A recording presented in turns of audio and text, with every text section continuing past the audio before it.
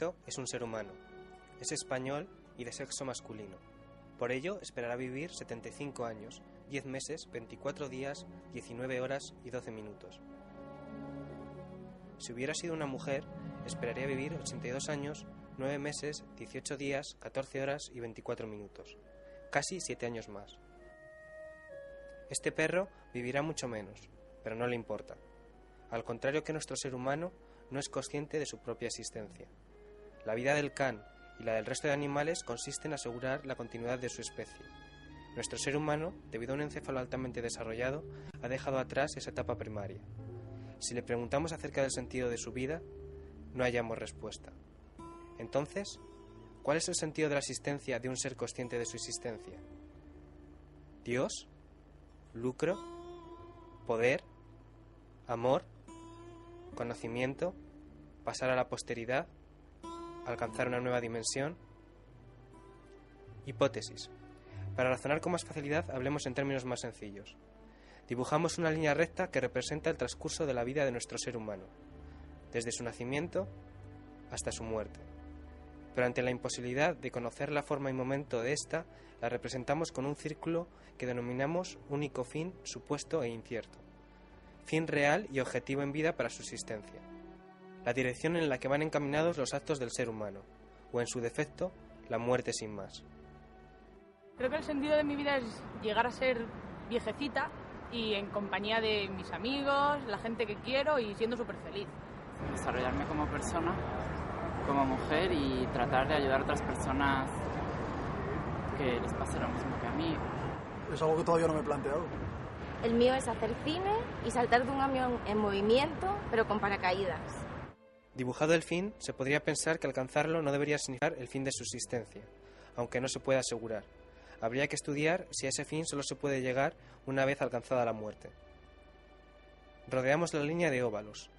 Son todas las distracciones que atraen a nuestro sujeto, tanto los momentos ociosos, de trabajo o aquellas acciones banales que apartan al sujeto de su objetivo.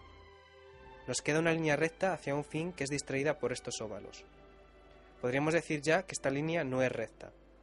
Antes dibujamos circulitos que simbolizarán todas las inacciones del sujeto, la pereza, sueño o relás que interrumpen, detienen o condicionan la búsqueda de su fin vital. Debemos aceptar que la línea ya no es recta. Recorre un trayecto entre óvalos y circulitos a lo largo del tiempo, estableciendo la existencia de un ser humano. La línea recta no significa ni el trabajo, ni el esfuerzo, ni mucho menos la bondad o el bienhacer. Es simplemente una forma de existencia, siempre cambiante, que constituye el rumbo que va tomando la vida de una persona. Los círculos obstaculizan y tapan el fin. Los óvalos desvían la línea, alargándola y prolongando la vida. Cuanto más larga es la línea, más tarda en acabar la vida del ser humano. La línea es, por tanto, elástica. La vida depende de múltiples elecciones, siempre condicionada por el azar.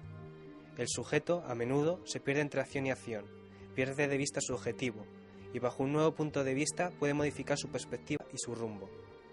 La vida sería el transcurso de tiempo que pasa mientras tratamos de llegar a ese único fin supuesto e incierto que cada uno tenemos diferente y que va cambiando según vamos cambiando nuestros intereses de futuro y que constituye la culminación de los fines y esperanzas que nosotros mismos tenemos puestos en nuestra vida, sean estos creados por nosotros mismos o inculcados por otras personas.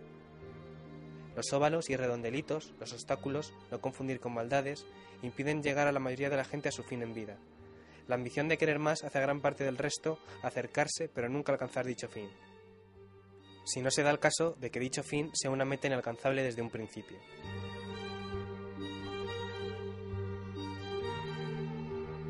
A todos estos casos, la muerte le sorprendería convirtiéndose en su fin. Entonces habría que plantearse si la causa del suicidio es la pérdida de objetivos que sustenten la vida, o el alcanzar estos. Aunque hay enfermos mentales que carecen de objetivos por incapacidad, realmente vivirán en el fin hasta su muerte. Lo que nos lleva a los niños, que sustituirán objetivos desarrollados y complejos por juegos y fantasías.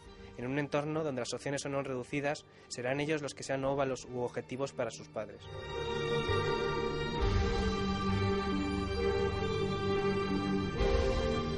El dibujo se ha vuelto complejo. Tenemos un enjambre de óvalos y circulitos que obstaculizan la llegada a un fin y infinitas líneas por las que optar. La vida sería las vueltas y vueltas que damos para tratar de llegar a nuestro gran objetivo, tratar de realizar nuestras pretensiones, rodear los obstáculos presentes, distracciones y nuestra incertidumbre de pensar en que, quizá, ese fin no sea bueno sino malo. Esas vueltas van construyendo nuestra vida con sus anécdotas, circunstancias que hacen cambiar el fin y por tanto el rumbo que habrá de encontrar nuevos imprevistos que volverán a modificar dicho fin y acabarán por construir una vida.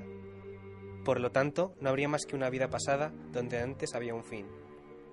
El único fin supuesto e incierto no sería otra cosa que la idea que forma el ser humano para eludir el verdadero fin, tratar de apartarlo y olvidarlo, la muerte.